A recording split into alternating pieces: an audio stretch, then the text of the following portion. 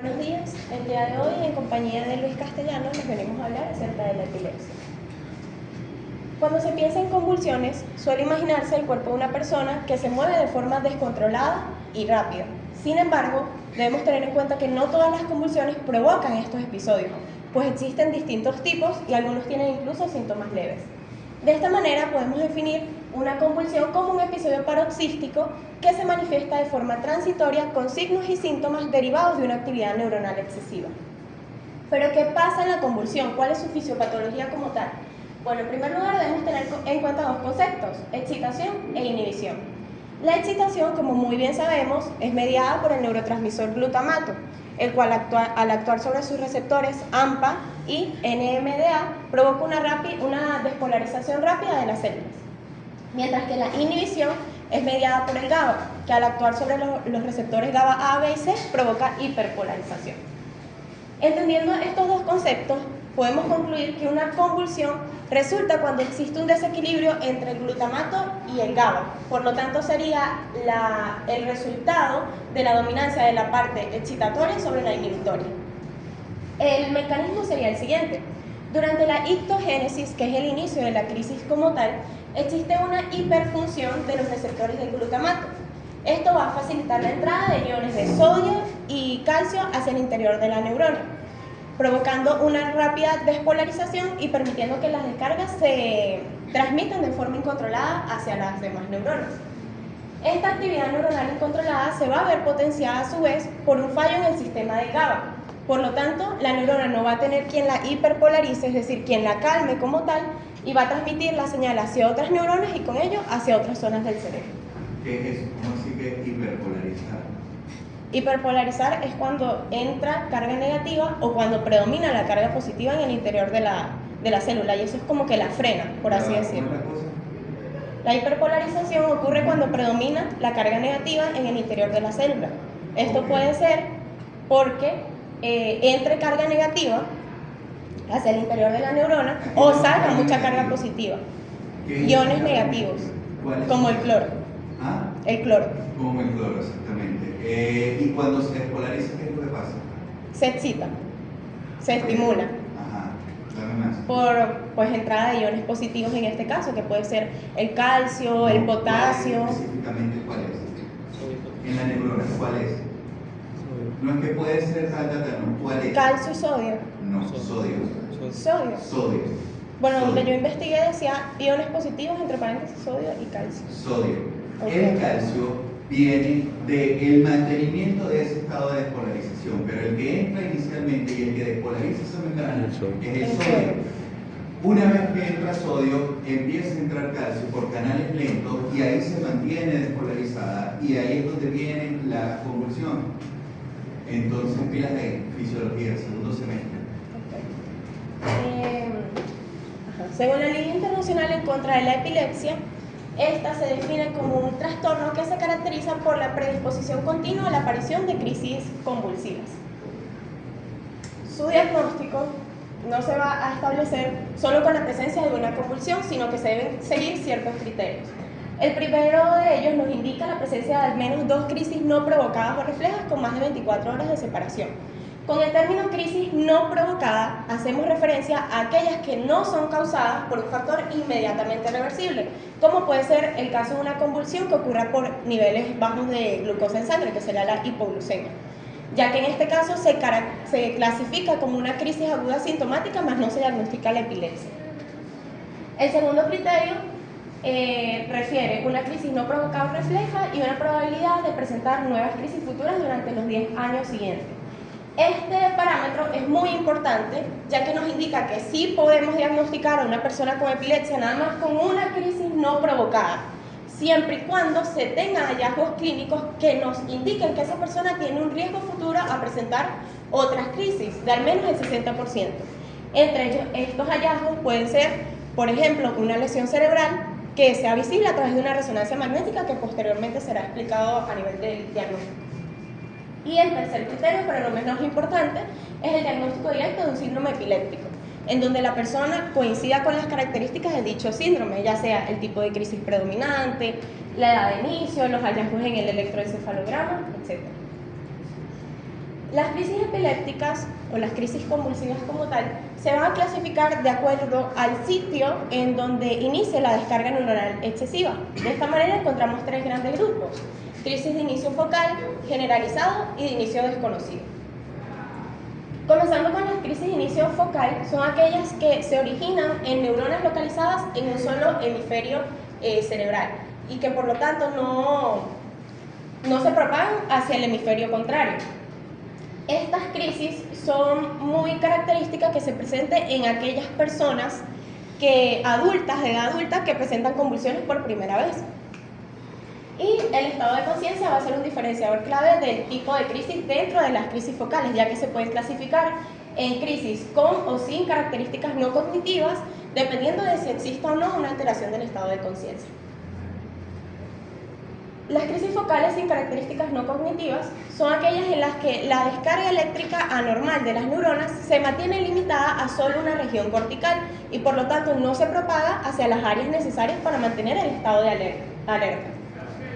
Según el área de la corteza cerebral en donde se va a localizar esta descarga anormal, se van a presentar síntomas motores o sensitivos, pero sin alteración del estado de conciencia. Es decir, clínicamente el paciente va a estar completamente consciente, alerta, puede responder a órdenes verbales, estímulos visuales e incluso es capaz de recordar el episodio. Es muy común aquí también que se presente la sensación del aura, que son estos síntomas previos al inicio de una crisis que marcan su inicio como tal.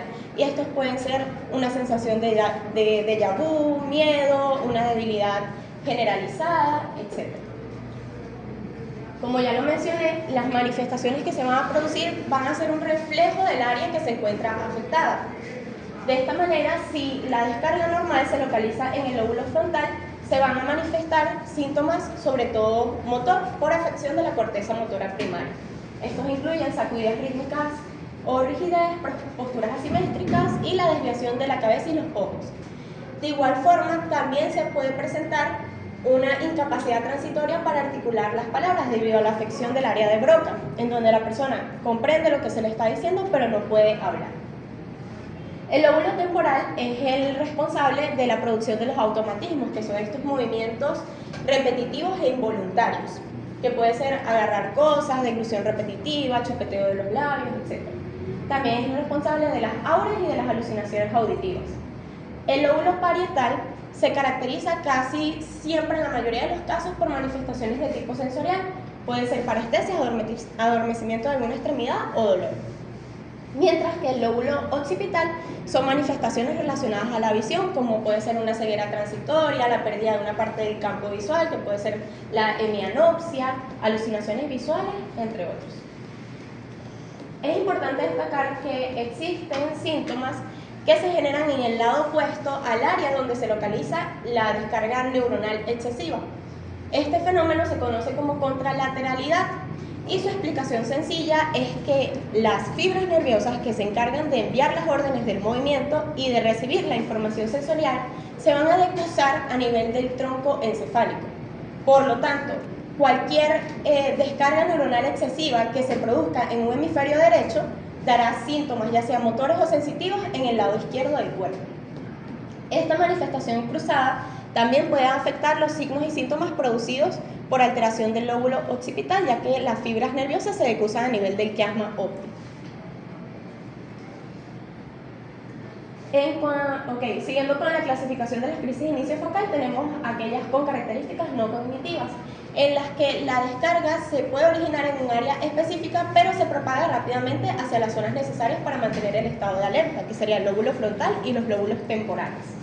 Clínicamente, el paciente experimenta una pérdida de conciencia transitoria, por lo que no va a responder a estímulos, ni tampoco se va a dar cuenta de la convulsión ni la va a recordar.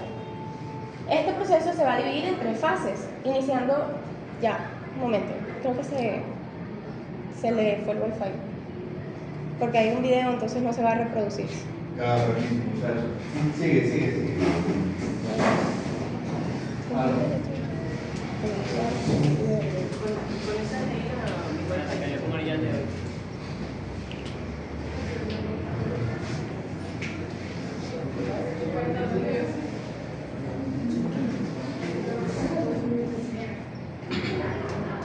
Coño, ojalá tener Hidrolandes piso 2. Ojalá tener ese Wi-Fi. Hidrolandes piso 2, pega completico para acá. Ojalá tener ese Wi-Fi. ¿Ah? Sí. ¿Qué? ¿Se te olvidó esta diapositiva?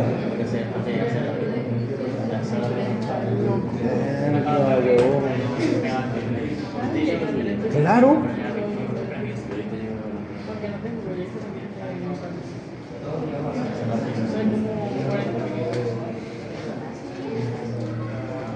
El hipone de Luis. El hipone. La manzana mordida. Pero pues para video. ¿Ah? Para video. Ah, pues sí. Serían las fases de las crisis de inicio focal con características cognitivas. Iniciando con la fase preictal, en donde se manifiesta la sensación del aura. Inmediatamente después se da inicio a la fase ictal, la cual consiste en una interrupción brusca de la actividad del paciente, el cual se queda inmóvil y con la mirada perdida. Aquí en esta fase es común que se presenten los automatismos previamente explicados. Y luego la fase posictal, después de aproximadamente 30 segundos o un minuto, dependiendo del tiempo en que dure la crisis, en donde el paciente refiere un estado de confusión y somnolencia. Ok, ahora tenemos las crisis de inicio generalizadas. Ya va, Karen, aguántame un poquito. En esa fase pudiésemos hablar un poquito más. ¿Nos puedes resumir brevemente cuáles fases te tocaron ahorita? ¿Cómo? ¿Nos puedes resumir brevemente las fases que te tocaron ahí? ¿Cómo? Ya va, habla para todos, que todos te escuchen. Mira, Andrés creo que no te está escuchando allá. ¿Cómo? Mira, o no te diste a entender o no te están parando bola. Y los dos son malísimos. Podemos explicar eso mejor. A ver, echa para atrás. Porque es que esto, muchachos, esto es muy importante porque así es como ustedes van a diagnosticar una convulsión.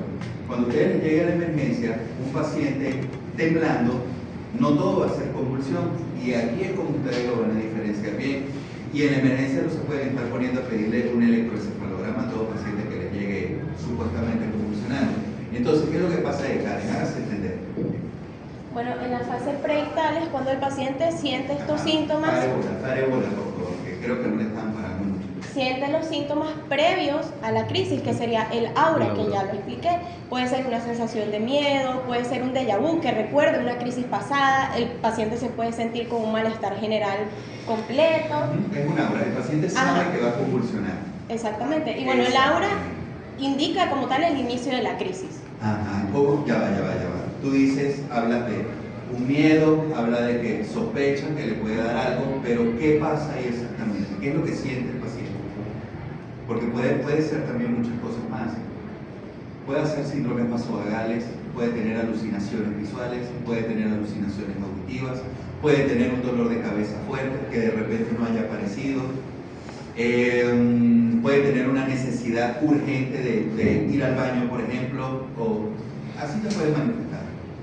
Y eso va a depender del área del cerebro donde se ve afectada. Exactamente. El tipo de agua. Exactamente.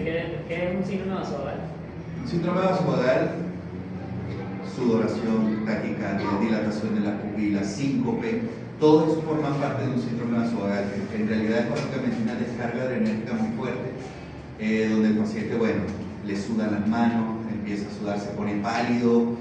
Chamo, a ti como que te está pasando algo, luego sí puede convulsionar. El mismo paciente te lo dice. ¿Qué viene después de eso? Y después se produce la fase ictal, que es el inicio de la crisis como tal, y el paciente pues inicialmente se va a quedar como en un estado de ausencia, que eso ya es otro tipo de crisis que voy a explicar después, es decir, él se va a quedar quieto y no te va a responder, si lo mueves no te va a hablar, no va a hacer nada, simplemente va a presentar la mirada perdida o la mirada fija y va a estar inmóvil. Muchachos, la fase ictal es la fase de la convulsión. Es cuando el paciente está en plena actividad convulsiva. Claro, ahí dice, consiste en una interrupción brusca de la actividad del paciente, pero no, eso es que el paciente está convulsionando. Ya bien sea cualquier tipo de convulsión que esté presentando, sea focal, sea generalizada, si es generalizada, sea tónico-clónica, cuando el paciente está en pleno peo, esa es la fase ictal. Por supuesto, va a tener los automatismos, va a tener mioclonía, va a tener movimientos tónicos, movimientos de masticación, chupete en los labios, deglución repetitiva. Bueno, eso forma parte del espectro de toda la clínica de la convulsión como tal. Entonces, la fase ictal, muchachos, viene de la palabra ictus. ¿Qué significa la palabra ictus? Eso lo van a ver muchísimo de aquí en adelante. Un ataque. Exactamente, ictus es un ataque. Ictus lo podemos describir como un ACV, ya sea isquémico, sea hemorrágico, como una hemorragia subaracnoidea, como una crisis. Exactamente, todo eso se define como ictus. Entonces la fase de ictal es donde el paciente está en plena convulsión. Esas son fases muy cortas, muchachos. Raras veces llegamos a presenciar una convulsión en la emergencia como tal. Y aquí tienen que estar muy pendientes porque esto, marico, esto sí es pleno arte médico, el determinar una verdadera convulsión en la emergencia, en una emergencia. El paciente puede presentar retroversión ocular, puede presentar cialorrea, y esa es la famosa espuma por la boca que botan esos pacientes. Hay un aumento del gasto cardíaco, hay un aumento de la frecuencia cardíaca también, hay en algunos casos pudiese haber amnesia anterógrada, ellos no recuerdan lo que pasó justo antes de presentar la convulsión.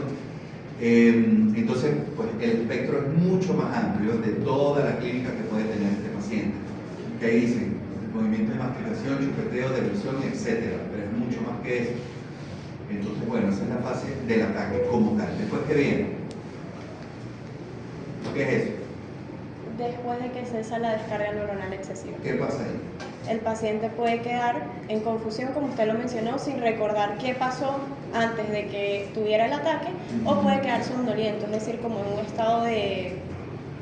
como durmiendo, como si tuviera estupefacientes encima. Exactamente. Bueno, no, mira, aquí sí, el paciente por lo general queda dormido.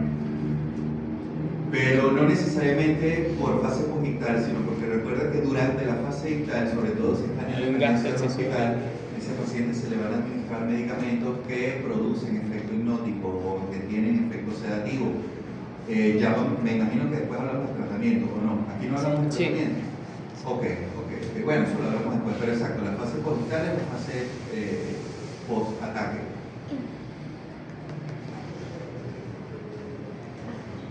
Ahora, siguiendo con la clasificación de las crisis epilépticas en general, tenemos aquellas de inicio generalizado, en donde la descarga neuronal afecta a ambos hemisferios.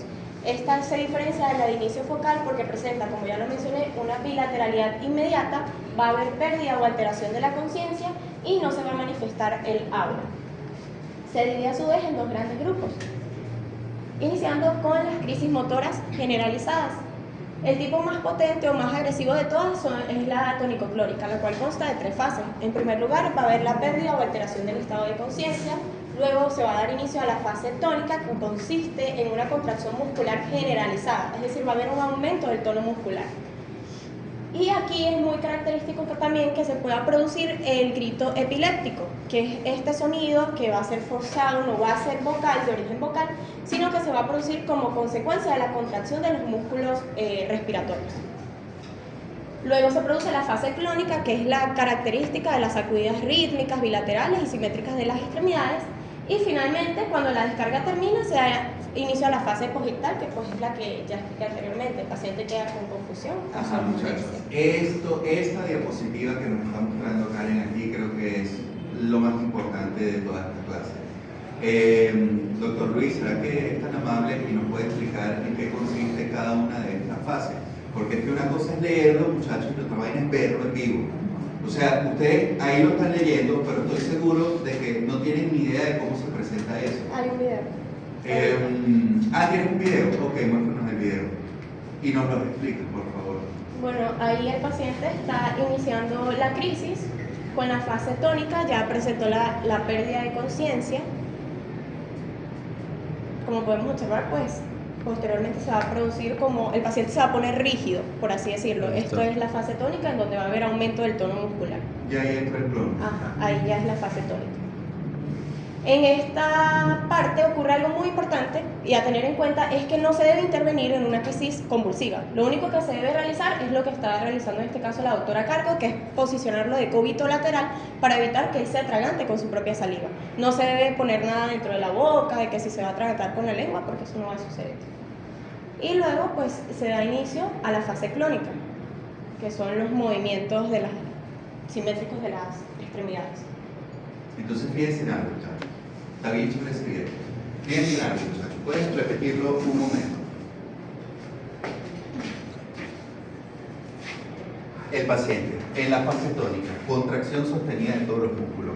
Generalmente ellos hacen contracción de los músculos flexores o los músculos antigravitatorios. De hecho, fíjense cómo el paciente tiene los brazos flexionados. Ahí entra en fase tónica. Claro, es una fase tónica bien atípica la que hace este señor. Y le dura muy poquito. Entra en fase tónica, hace contracción sostenida así. Después de quedar por algunos segundos así, la fase clónica no es que el paciente empiece a temblar, es que hay relajación y contracciones sostenidas de los músculos y ellos hacen estos movimientos, que es como está haciendo el paciente acá. Esto, muchachos, es importantísimo porque tienen que aprender a ubicarlo de manera visual y de una. Aprovecho para contarles algo que me pasó una vez, que fue en pasantías. Y llega una chama de 19 años que había peleado con el novio y estaba convulsionando. Pero la convulsión era así. Era así. Este movimiento tal cual como lo estoy haciendo. Las manos. Fíjense si este señor está moviendo las manos. Era así. Y apenas la vio, yo era un pasante, yo de verdad no sabía, estaba muy pollito. Pero uno de los residentes que estaba me dijo, esa chama no está convulsionando nada. Y yo le digo, ¿cómo sabes? Mírale las manos. Mira el temblor que tiene en las manos. Y en efecto, era así. Y se le acerca en un ladito y le dice, mira chama, aquí no está ni tu mamá, ni está tu novio, ni está nadie. Habla claro, tú no estás convulsionando nada, ya sabemos que tú no estás convulsionando. Y la chama metida en la novela, otra cosa, y por eso les digo, marico, porque mira, si hay una enfermedad que saben infringir los pacientes es la convulsión. Y todo el mundo, ¡ay, que está convulsionando! Lástima que no vino Juan Carlos. Según él, más de la mitad de las convulsiones que llegan a una emergencia no son verdaderas convulsiones.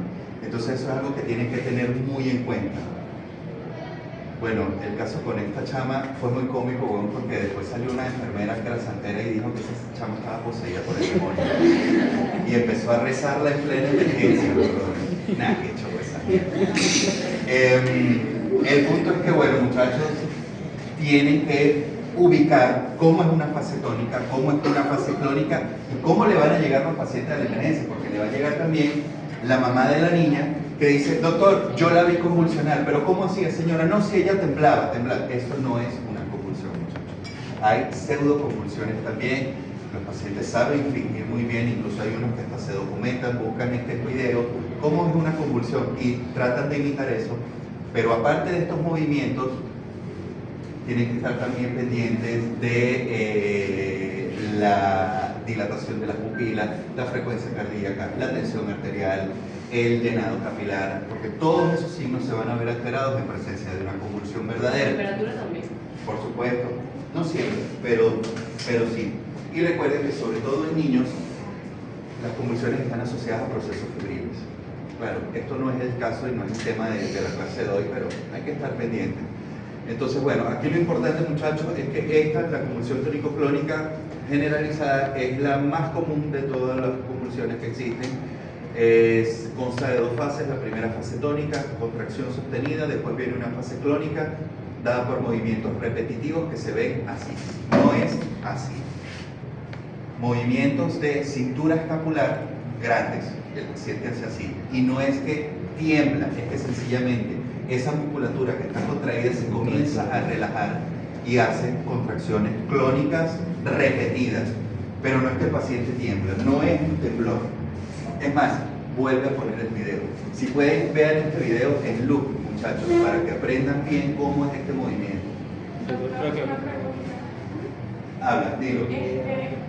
¿Cómo hace uno para identificar o saber que es una convulsión cuando la persona no tiene esas crisis? Porque yo he visto que hay niños que convulsionan y simplemente como que los padres saben que están convulsionando porque se le mueven los ojos o se quedan quietos y tienen como... Porque son... Eso suena muy buena pregunta, muchachos. Esto que estamos viendo y toda la paja que estoy hablando ahorita aplica solamente para crisis tónico-clónicas. Solo eso. Para lo demás, que es como tú dices, que si se le mueve un ojo, que si tiene un tic, que si electroencefalograma. Eso ya tú no lo puedes diagnosticar así a puro ojo. Eso ya ahí tú primero sospechas tu coño. Esto como que pudiese ser una crisis epiléptica focal. Electroencefalograma y el electro es lo que te dice eso. Eso suena a una crisis ausente, es decir, un tipo de episodio epiléptico, pero que no presenta. No todos son crisis de ausencia, Gabo. Recuerda que las crisis de ausencia es eso, es ausencia. El paciente se queda en la nada. No es que le tiembla un ojo, no es que se le va un ojo, es que se queda en la nada. Estas que tú describes son crisis focales, son cosas diferentes. La crisis de ausencia es otra más de las crisis. Esas generalmente se dan en niños. Es raro ver una ausencia en adultos. Otra cosa que le quiero Pero comentar- ese paciente está convulsionando. ¿Quién? El que está ausente, o sea, está simplemente se desconectó y está convulsionando. Está convulsionando. Y la manera de saberlo sería... Electroencefalograma. Ok. En realidad estos pacientes también van a electroencefalograma, lo que pasa es que esto es clínicamente más evidente. Tú lo ves. Claro. En cambio el otro tú puedes dudar, tú dices, coño, que será esta vaina, porque puede ser esto, pero puede ser otras cosas también. Y el electro es lo que te da el diagnóstico preciso. ¿Tienen un tiempo estimado las convulsiones? No, pero son de corta duración. Ya, muchachos, investigaron lo que era el estatus epiléptico. ¿Han escuchado hablar del estatus epiléptico? Ahorita que Francisco habla del tiempo de convulsión, ¿qué se denomina un estatus epiléptico? Creo que el tiempo en el que tarda una convulsión. ¿Cuándo hablamos del estatus epiléptico? Ese concepto cambió. No sé.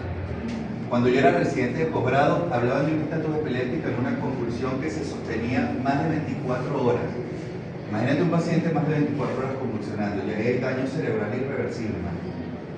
Ya después se cambió y dijo que un paciente con más de una hora convulsionando, ya se habla de estatus epiléptico. Estos son pacientes que se manejan en unidades de terapia intensiva, bajo ventilación mecánica y bajo sedación continua.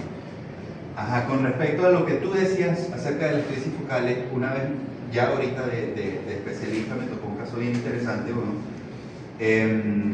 me llega una paciente a la consulta que sufría de muchísimo dolor abdominal, pero eran unos dolores que ella estaba normal y de repente le atacaba el dolor y se revolcaba en el piso y tomaba omeprazol y tomaba no sé qué coño, y tomaba hierro, y tomaba bebedizo, y tomaba de todo lo que había en la farmacia y nada le calmaba ese dolor. Yo como gastroenterólogo hice lo que hasta donde me alcanza la cabulla, como quien dice así, incluso se le hizo endoscopia, le tomamos biopsia, todo ese estómago era completamente normal, absolutamente normal. Hasta que, bueno, nosotros en gastroenterología vemos muchas somatizaciones, que son pacientes que no tienen nada, pero que somatizan emociones a nivel gastrointestinal, y eso uno lo ve mucho, sobre todo en las mujeres. A esta chama yo la mando para el psiquiatra, y le digo, ve al psiquiatra porque quizás esté somatizando algo. El psiquiatra en su evaluación le llama la atención, no sé qué vería o qué tanto la interrogaría, pero le dice, échale una visita al neurólogo. Y el neurólogo le pide un electroencefalograma. Resulta que esos dolores que hacía esa chama eran mioclonías del diafragma, era una convulsión. La chama tenía una epilepsia, huevón, y hacía mioclonías en el diafragma, tenía crisis focales. Y las manifestaba, ella siempre estaba consciente, nunca perdía la conciencia, pero se manifestaban como un dolor abdominal extremadamente severo, así Doctor, como tú una nos decías ahorita. Pregunta. Yo leí que las mioclonías eran específicas, o sea, solo se presentaban en las generalizadas. O sea, Mira. pacientes con epilepsia generalizada. La mioclonía se puede presentar, incluso existen mioclonías aisladas que no hablamos de crisis generalizadas. De hecho, tú ves un paciente con movimientos así, estos son mioclonías.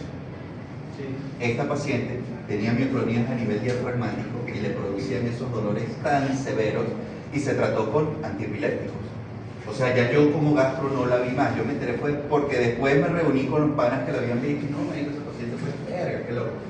A ella la agarró en neurología, se trató con antiepilépticos, más nunca sufrió de ese problema. Pero bueno, o sea, fíjense lo curiosa que es la medicina, que ella fue a un gastro buscando porque le dolía la barriga y era una vaina totalmente diferente. Entonces hay que estar pilas ahí. Las convulsiones, mira, creo que esto es uno de los temas más variopintos en toda la medicina, que se pueden manifestar de miles de maneras y de formas.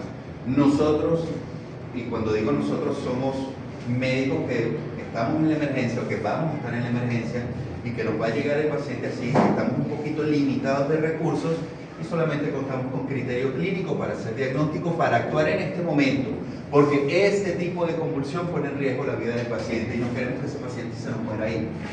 Entonces, lo que nos decía Karen, ¿qué puedes hacer ante una crisis así? Primero, identificar, ver que el paciente no está fingiendo. Segundo, lo volteas de lado y lo dejas quietico, no le vas a meter los dedos en la boca, no, bueno, ya continúa, Karen, que Tengo una pregunta ahí con la paciente de que sufría convulsiones, o sea, es la función en el diafragma. De casualidad no tenía dificultad para respirar porque es el diafragma controla. no, porque ella, o sea, esas crisis le daban tal cual como esto, eso duraba unos pocos minutos y bueno, ya después se le pasaba. Pero en unos pocos minutos podría presentar así como. Se manifestaba era con dolor. Solo con dolor. Dolor abdominal severo. Que bueno, eso a mí como gastro, eso para mí es un red flag, porque no hay dolor de estómago, que, a menos que sea quirúrgico, ¿no? Pero por lo general los dolores de estómago no son tan severos así. Entonces ya cuando te llega un paciente que no aguanta, que se retuerce, que ¡ay, no puedo más! Tú dices, epa, aquí hay algo y no es precisamente una gastritis. Pero bueno, ya ese es otro tema, muchachos, continúen. Sí, lo yuja. Bueno, nosotros vimos un caso que fue el día que estuvimos allá. Justamente fue una paciente que llegó convulsionando, aparentemente. Yo no recuerdo que si nosotros vimos. Eso fue cuando ustedes estuvieron en la emergencia. Ajá. Sí, pero- Y fue justamente lo que pasó, que fue por lo que nosotros vamos con usted. Y es que llega la paciente, ella refiere que tenía toda su vida tomando fenobarbital, básicamente. Lo dejó de tomar como por 2 años, al parecer. Justamente ese día se tomó el fenobarbital. ¿Se lo tomó? Sí, volvió a tomar fenobarbital. Porque todo el mundo dice Tuvo pelea. una pelea con Roca y se tomó el fenobarbital y llegó convulsionando. Y por eso me llama la atención lo que usted habla sobre la pseudocrisis. Ese día Qué muchacho, yo le nadie digo me algo. respondió la pregunta, por cierto. Y yo no recuerdo si Luis o Francisco vieron, porque yo no recuerdo que ella tuviera movimientos así. No, Justamente ella no. ella parecía un ella pescado No, nadando. ella no estaba así. Doctor, Él estaba esa solo- era como ella de parecía película. que solo saltaba y Pero se las movía. piernas las tenían hiperextendidas. Tenía Pero para- Pero- Esto es un dato de muchísima importancia. Exacto, pero Michelle dice que temblaba, Exacto. pero Francisco dice que las piernas las tenía rígidas. Eso no tiene sentido, muchachos. Pero- Pero eso no tiene y sentido. justamente los movimientos de la mano que usted comenta que son todos Y la movía así. Ella estaba así. Era como de Ella película. saltaba. Ella todo. saltaba, ella parecía un pescado. Sí, exacto. Ella era así. Yo les digo algo, muchachos, no hay una vaina más silentógena que pelear con la novia. O pelear con el novio, en el caso de las mujeres. Les encanta, marico. Y no, nosotros las mujeres, los hombres también. Yo he visto un par de payasos chauceros, marico, llegar a la emergencia. Pero dije, ¿qué pasó? Ya para la reacción celular. Pero a esa muchacha, yo me acuerdo que le inyectaron diazepam, por ejemplo. Entonces, no, pero está bueno ese caso, Yuja. A ti te llega esa paciente y tú calladito aquí, tú la ves y tú dices, epa, esto no es una Ellos convulsión. decían que era una pseudocrisis. Y de paso tienes un poco de residentes que Sí. te dicen, no, vale, es una pseudocrisis, eso no está convulsión. ¿Qué haces tú ahí? Como para confirmar tu sospecha, ¿qué haces ahí? Te comentan que tenemos que estar pendientes, por ejemplo, de la pupila. Hace reflejo pupilar Revisar la de pupila. una. Ajá, le hace reflejo pupilar, no vale, esto responde. Tensión arterial. No está dilatada, tensión arterial, normalita. Frecuencia cardíaca, 72. La vía respiratoria también, porque tengo entendido que afecta hasta el músculo de la respiración. También. Frecuencia respiratoria, normal. Pero sí. Saturación, normal. Pero si ella lleva rato moviéndose así, igualito no tendría su frecuencia cardíaca aumentada porque está moviéndose descontroladamente. No, men. ¿No? No, nada. Una de características. Ah, O sea, ahí. que toda la- Bueno, yo nunca he sido partícipe de estas prácticas y nunca me han gustado, pero hay unos médicos ratas, marico, que ven un paciente así y hacen presión supraciliar, que esta vaina duele demasiado, weón. O presión clavicular, que esto duele horrible también. Antes le pellizcaban un pezón, como, Dios, que weón, no estoy convulsionando nada, o aquí. Y de una vez, cuando te hacen así, cuando te arrugan la frente, tú dices, no, esto es mentira. Esto es mentira donde vaya. Bueno, ya lo van a ver, muchachos, cuando les llega un paciente así a las 2 de la mañana y ustedes tengan 24 horas sin dormir, sin comer. Tenemos fichas. En base a eso, básicamente, no estaba convulsionando. Estaba fingiendo. Exactamente, estaba fingiendo. Si una bueno, paciente le tenemos llega diazepam. fingiendo, usted, antes, coño, pero es que antes eran muy carniceros, marico. Antes, para los pacientes así, marico, teníamos en la neverita de emergencia unas jeringas con 0,9 fría, helada de nevera. Y llegaba el paciente así, ajá, ya le vamos a poner algo, marico, y le ponían una 0,9 helada intramuscular. O sea, o te despiertas o te despiertas. Y se despertaba. En ese caso, la administración del diazepam No tiene sentido, la va a dormir, pero no estás tratando nada porque no le va a hacer daño, no la va a matar. claro, pero va a dormir. Pero la va a dormir, exactamente. Y si- Por lo menos y si nada más era una- se le va a olvidar la rechera que tenía. Pero el diazepam es un medicamento doloroso al paso, espectacular. Sí, pero tiene otra cosa que calcular. Sí. ¿Cómo que dice Andrés? ¿Qué dice Andrés? No, sí, sí, Sí, mira, ya me estoy contando que si el diazepam es un medicamento que es doloroso al paso intramuscular. Muchísimo. Pero Exacto, se le pero va ya a no la era máquina y no le pasa muy nada. Muchísimo. Tiene una No, fuerza de voluntad cuando increíble. agarraba muy bien el dolor o... Hermano, yo te digo algo, si una persona es capaz de fingir una convulsión, esa persona es un psicópata, que eso tú le puedes estar inyectando aceite y eso no...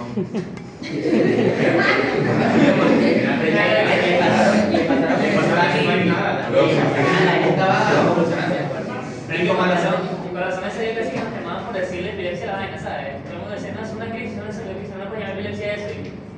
No, no le puedes llamar epilepsia a eso. Claro, Con respecto a lo que dice Andrés, un punto importante, el diazepam, muchachos, el diazepam intramuscular es extremadamente doloroso porque esa vaina, el vehículo es un medio oleoso, es un aceite. De hecho, ustedes abren una ampolla de diazepam y ustedes lo tocan y eso es como aceite médico.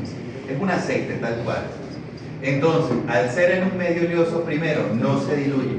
Segundo, intramuscular duele horrible. Lo pasamos endovenoso y sin diluir. Siempre. Recuerden eso, muchachos. Eso yo lo aprendí por las malas. Por las malas porque, igualito, de pasante, quinto año de medicina, llega una crisis verdadera.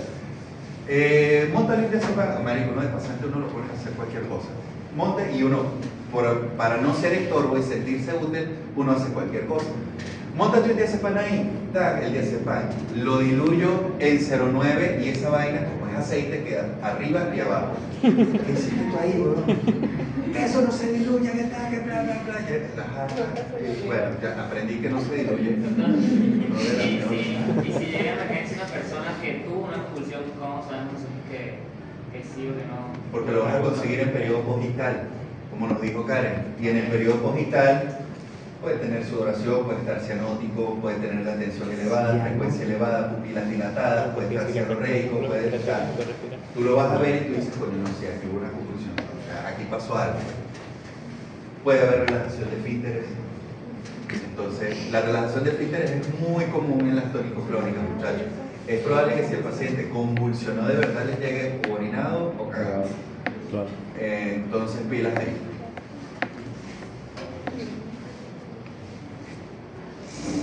Siguiendo con las convulsiones motoras generalizadas o las crisis motoras generalizadas, tenemos la crisis tónica, que es donde se presenta la fase tónica, que ya sabemos que es el aumento del tono muscular.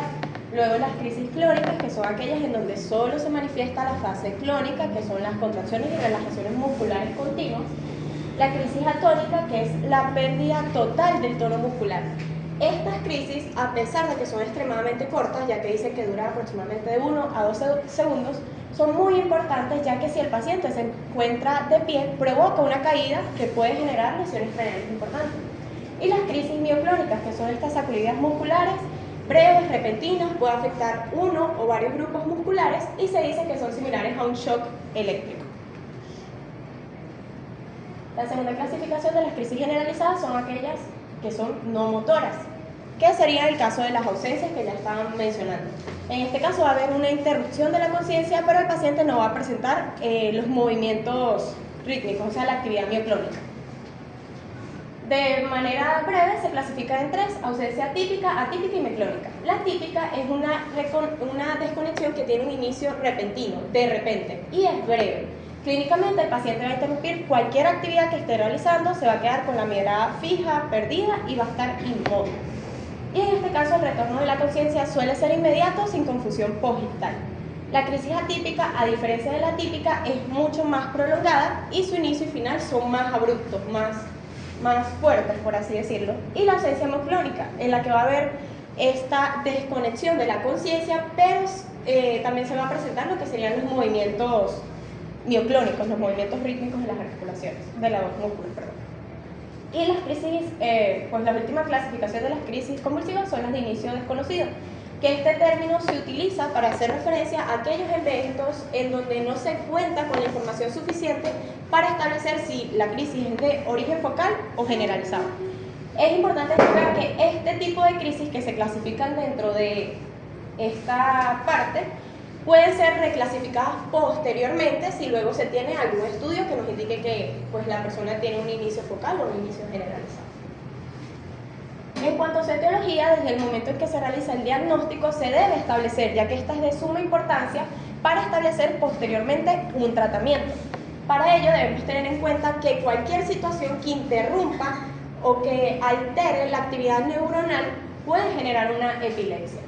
Actualmente se clasifica en 6 grupos. Tenemos la etiología estructural, genética, infecciosa, metabólica, desconocida y no recuerdo cuál es la otra, pero ahorita la vamos a mencionar. La etiología estructural es en la que se evidencian alteraciones en la neuroimagen, que en conjunto con la evaluación electroclínica, es decir, la parte del electroencefalograma y la parte de la clínica como tal del paciente, la crisis, pueden conducir a una posible causa de la epilepsia.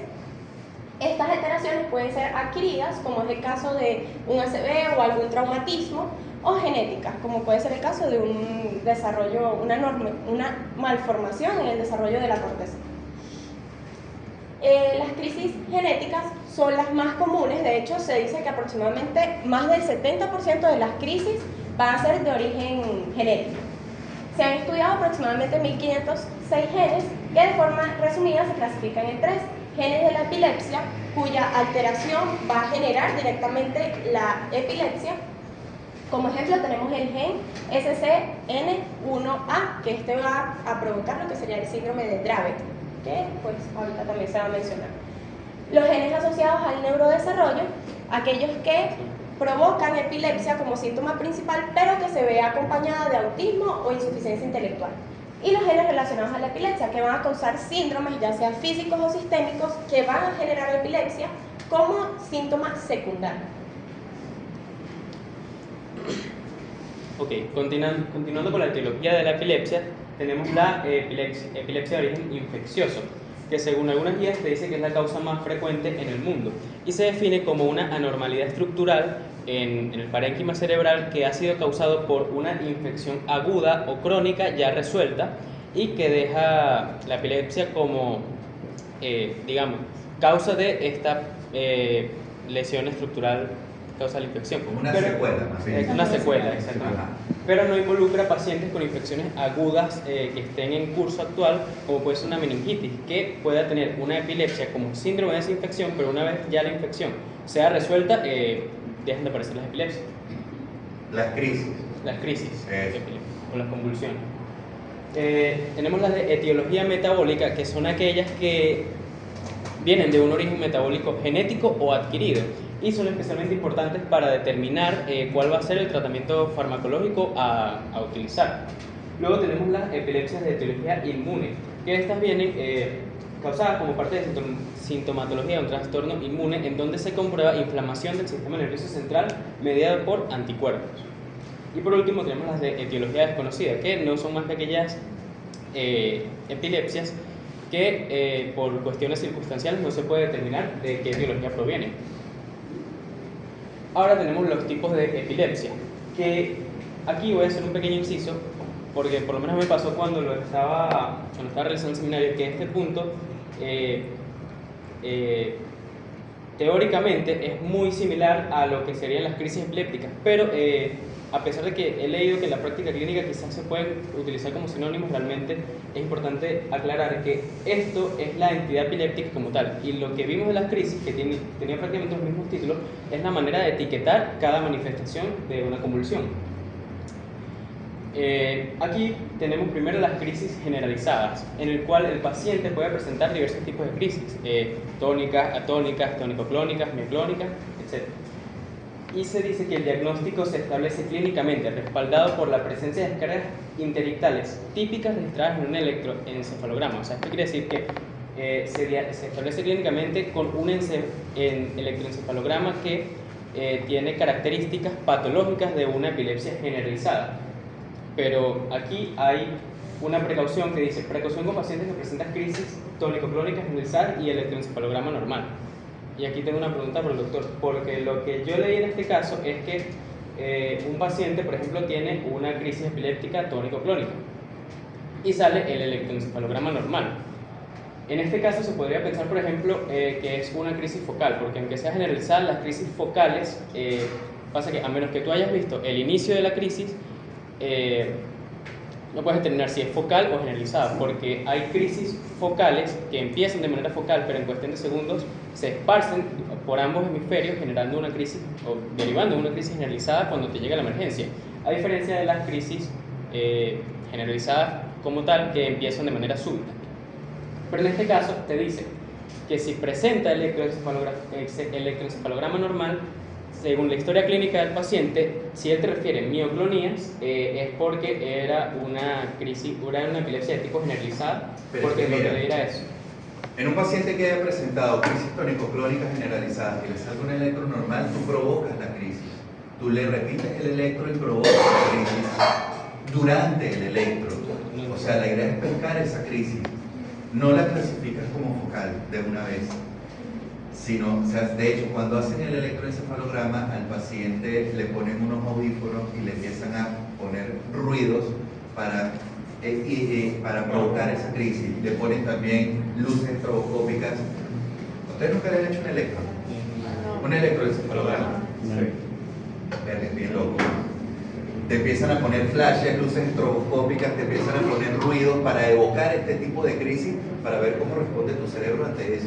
Pero no se clasifica como focal de una vez. Claro, pero yo lo que tenía entendido era que si el electroencefalograma no era normal, pero el paciente te refería a mioclonías, o sea, con eso podía asegurar que era generalizada. La evocas, pero ¿cómo lo aseguras? Porque el paciente, perdón, que no lo mencioné, el paciente te refiere que, por ejemplo, las mioclonías es que él te dice, como son más frecuentes en la mañana, él te dice, yo me despierto, me cepillo los dientes y se me cae el cepillo. O me voy a tomar un café, se me cae. Esas son las mioclonías según lo que decían las literaturas. Pero ya va, ¿cómo así? O sea, había este inciso, ¿no? Entonces yo estoy así, tengo el celular y se me cae el celular y eso es una mioclonía. No, es como que un espasmo brusco que... Una mioclonía es un espasmo brusco y repentino, una contracción muscular repentina. Exacto, pero ¿qué tiene que ver con que se te caiga el cepillo de dientes? Porque si tú tienes algo en la mano y te llega el estímulo sin tú controlarlo, pues se te va a soltar. O sea, si a mí me llega... No, pero ya va, como así. O sea, un paciente a mí me dice, no, doctor, yo me cepillo y se me cae el cepillo. Coño, yo pienso pues una paresia o pérdida de la fuerza muscular, o sea, pienso en otra vaina, pero no pienso en una mioclonía, ¿no? Porque pero exacto, mioclonía es una contracción brusca y repentina, pácata. Es una mioclonía y que se puede sostener en el tiempo, pero no que se te caiga algo de las manos. O sea, eso es pérdida de fuerza muscular, esas son vainas totalmente diferentes. Que como te digo, en un paciente que salga con electro normal, tú puedes pedir o una electromiografía o puedes pedirle otro electro evocando la crisis para tú verla en el momento, porque no te puedes quedar solo con lo que dice el paciente. Eso. Y bueno, también lo otro que leí en este caso es que también si el paciente te refería a antecedentes de un padre o hermano que tenga ya epilepsia generalizada diagnosticada, también era lo más probable que se confirmara el diagnóstico generalizado porque esta tenía alta carga genética. Eso es correcto. Ok, ahora tenemos las epilepsias de tipo focal, que incluyen trastornos multifocales y unifocales, pero que se originan en solo un hemisferio del cerebro.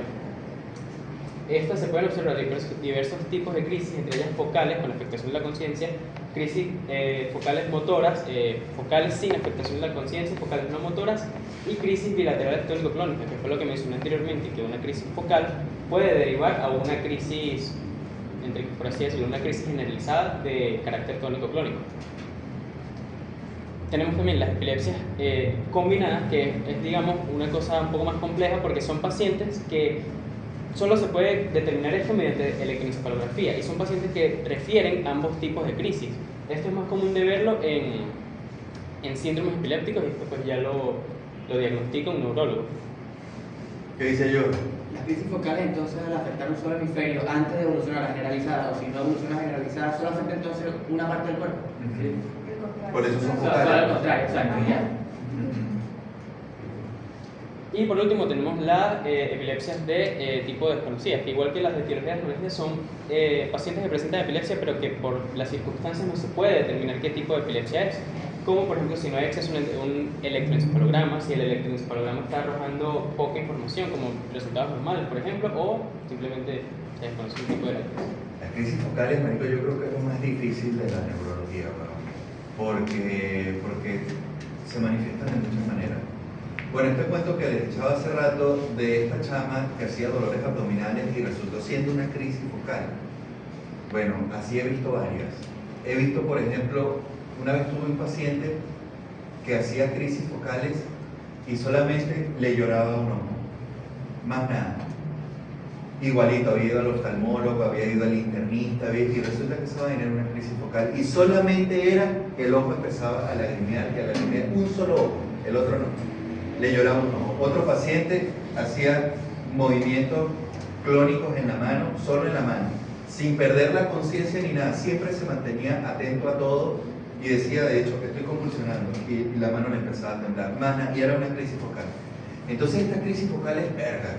Bueno, como lo dices tú, eso es con el electroencefalograma, que te ubica exactamente con un escáner, aquí está la crisis, aquí está el punto. Una crisis focal, entonces, en teoría, puede manifestarse literalmente en cualquier función del cuerpo porque todo es controlado por el cerebro. Partiendo de esa base, entonces, una crisis focal podría desencadenar, por ejemplo, no sé, la producción de algún tipo de hormona o la producción de algo. No, bro. ¿Eso no lo controla el cerebro? No, porque. Pero, ¿cómo qué dices tú? Por ejemplo, no sé, mayor producción de hormona de la triotironina, por ejemplo, de la tironina. Es que ya va. ¿Quién produce la triotironina?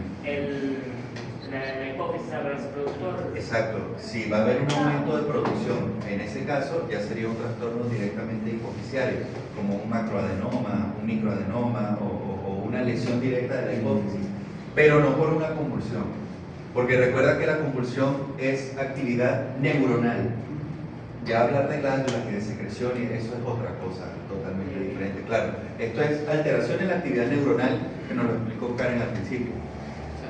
Es que mi pregunta es en realidad, son crisis focales, se manifiestan como usted dice, es muy ruido, pero ¿cómo me oriento yo? ¿O cuál es el punto de partida para yo pensar esto es son crisis focales que están ocurriendo?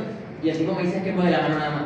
O sea, ¿qué me lleva para allá? O sea, por eso, pero ¿cómo llego yo a decir, yo quiero hacerle un electroencefalograma porque esto es de... Eso lo decía el neurólogo.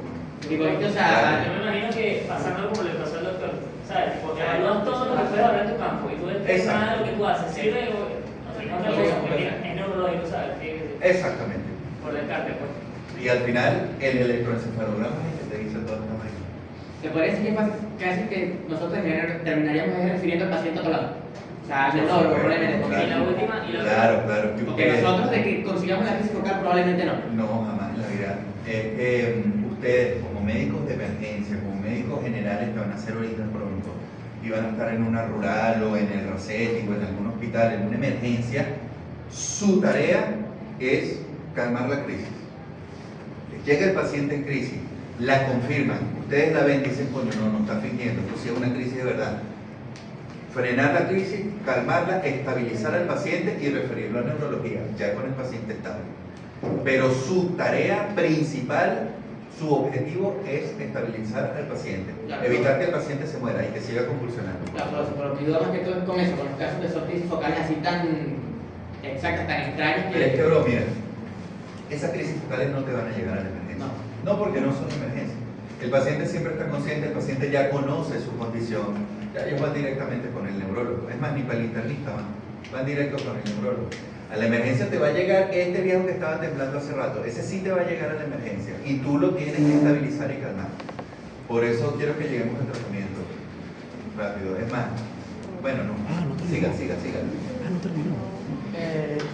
Ok, siguiendo con los síndromes epilépticos, según la Liga Internacional contra la Epilepsia, se define que no son simplemente la presencia de crisis epilépticas, sino son una entidad diagnóstica conjunta, conformada por diversos ítems, como pueden ser la edad de inicio dependiente, porque esto es muy importante porque en los síndromes epilépticos la mayoría atacan es a infantes o neonatos.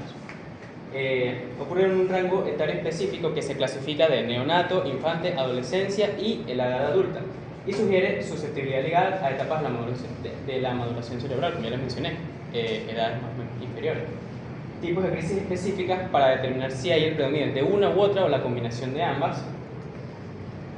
Patrones distintivos del electroencefalograma presentes en el periodo ictal o interictal, que el periodo interictal es cuando se realiza una encefalografía entre crisis, pero esto no se hace, digamos, inmediatamente después de una crisis, sino que se suelen hacer tipo 3-5 días después de una crisis. Y comorbilidades asociadas, como es muy común en estos síntomas, trastornos del neurodesarrollo, disfunciones cognitivas, psiquiátricas o motoras. Y su importancia clínica radica en que nos da información directa sobre la etiología y sobre la guía que nosotros vamos a utilizar para un tratamiento a largo plazo, porque pueden haber fármacos que sean más o menos producentes para ciertos síndromes.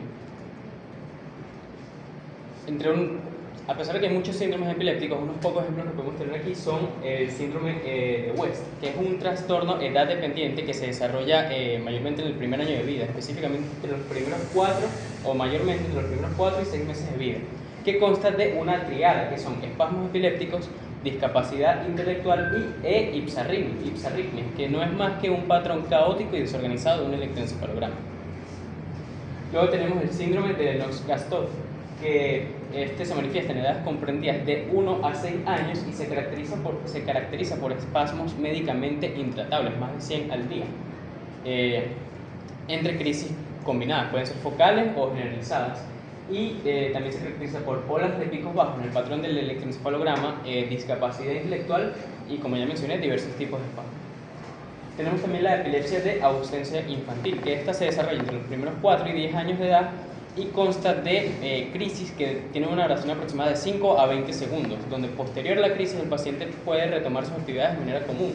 Y esta es la más optimista de las tres, porque es donde hay un pronóstico de hasta un 75% de que el paciente pueda superar los espasmos al superar la etapa de la adolescencia, y presentan exámenes neurológicos, electroencefalográficos y un desarrollo intelectual normal.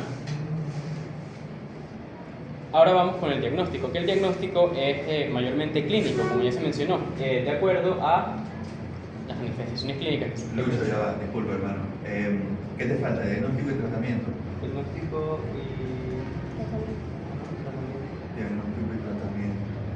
Muchachos, me tengo que ir. Me están esperando muchos pacientes. Qué pena con ustedes. ¿Cuándo nos podemos ver, Yuna? Para terminar esta clase. El horario mañana cómo está? El horario mañana tenemos clases. ¿A qué hora? Sí, A las 10 de la mañana. ¿Y qué tema toca mañana? Está y ACB. ACB. Sí. ¿ACB qué? Los nodos completos. No, eso no lo podemos dar los dos en una sola clase. Si pudiésemos hablar de isquémico, solo de isquémico. Solo el mañana. Claro, médico, porque isquémico de por sí es largo. Y después viene hemorrágico, que acuérdate que el hemorrágico se divide en dos: hemorragia subaracnoidea y el hematoma intraparenquimatoso. Entonces, demasiado largo. Y falta tema con este. Mañana pudiésemos hablar de isquémico. ¿A quién le corresponde dar ese tema? ¿A quién? A Ginger y a mí. ¿Y Ginger qué se hizo? Por eso Ah, ya está Ginger. Está bien. Sí, muchachos, vamos a terminar mañana. Discúlpenme, por favor.